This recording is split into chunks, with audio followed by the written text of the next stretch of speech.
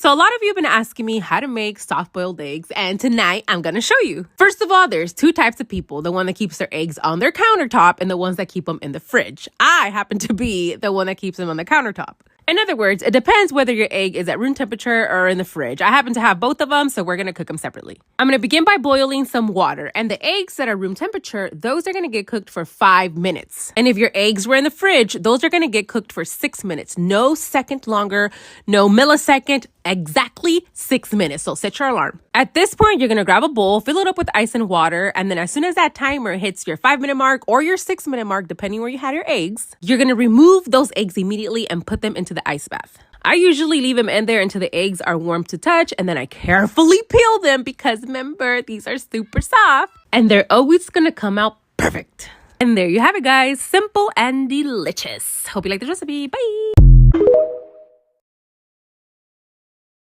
I'm going to show you guys how to make my Big Papa Camarones rellenos. Now, if the name hasn't said it to you, you're going to need Big Papa Camarones. Now, remove the shells of our shrimp, leaving the tails only. And trust me, this is going to make the process super easy. Plus, you get a nice and crispy treat at the end. Guys, Big Papa Camarones carry Big Papa poop, so please make sure that you remove those. For the stuffing, we're going to use chorizo, but the meaty kind, not the one from the tube, guys. Also going to use some cream cheese, cheese of choice, and you can also add some jalapenos in here if you want to. And you mix everything together until everything has combined, and then you're going to begin to stuff your shrimpies. Before you stuff them, you are going to have to make a slit through the back of the shrimp all the way to the stomach, but you're not going to go all the way through. Now, I like to mold the stuffing to the shrimp just to make sure it's nice and secure. Then I wrap a piece of thinly sliced bacon onto the shrimp. Pop them into the air fryer for 15 minutes at 350 degrees until they get nice and crispy. Once they're ready, you can serve them as appetizers, main course, or in my case, toppings. There you have it, guys. Hope you like this recipe. Bye! Stocking my toddler's mini fridge.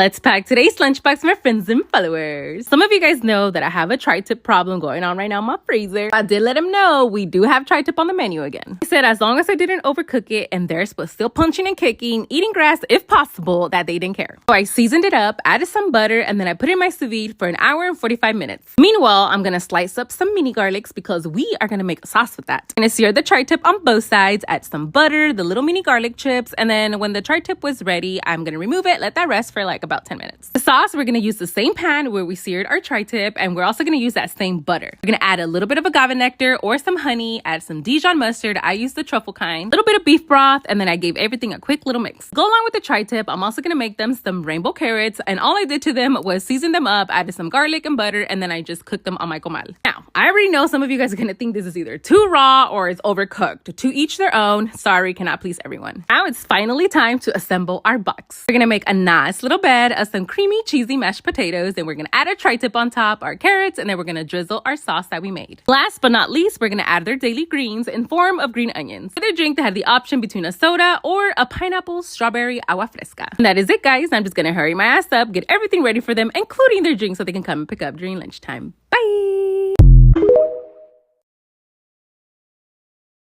I almost witnessed a crime today.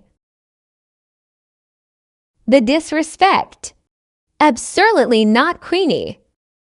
Bland chicken no manches Mela. Found every season in her cabinet and gave this chicken some love with a splash of OJ. Not while I'm here.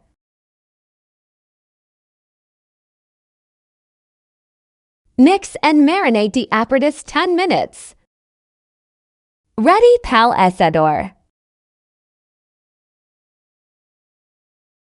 We're about to make a bomb-ass adult drink. This, my friend here, is a michelada with a little bit more love. Now we're gonna coat the inside of our cup with lots of chamoy and tajin. You can also do it on the rim of the cup, but in this occasion, we did it in the inside, okay? Then we're gonna fill up the cup with ice and we're gonna pick our favorite tequila. This is the one that I'm gonna use. Now, I like mine to be a little spicy, so we're gonna add our favorite hot sauce in here, some lemon juice, salsa Maggi or soy sauce, some Worcestershire sauce, a little bit more tajin, and then we're going to add the clamato. I always fill it up like a quarter of the way and then I fill up the rest with beer. Now on this occasion, I'm gonna use this beer, but you can use whatever beer you like. I used that one because it was just going on with the Day of the Dead vibes. Make sure you fill up that mother trucker all the way to the top, and there you have it, guys. Hope you like this recipe. Bye.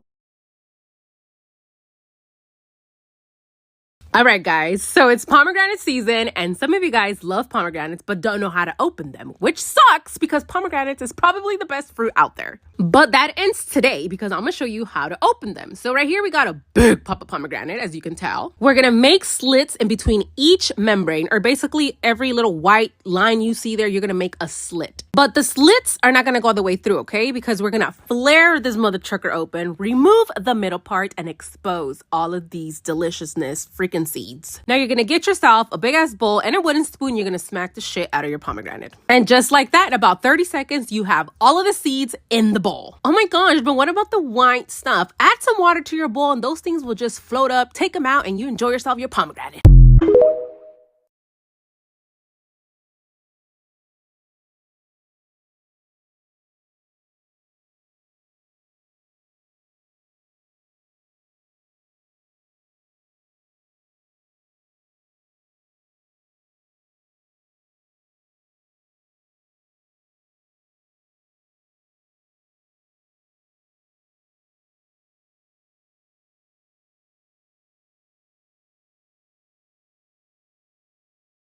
Let's pack today's lunchbox, my friends and followers. Today we're making them some birria bao buns. We're gonna begin by making our buns using my little bun maker. Hey, sometimes you just gotta use what you got. But anyway, we're gonna roll them out, put our buns in a steamer, that way they get nice and fluffy. And as soon as they come out, I put cheese inside of them, that way the cheese get nice and melted. Then I added the birria meat for a nice little crunch. We're gonna add some cucumbers, some red onion, a little bit of cilantro, and some sprouts. I'm gonna do 4 of those, and then I put the fixings inside of the box. That way they can hook up their consomme because they're gonna dip the bao bun inside of the consomme.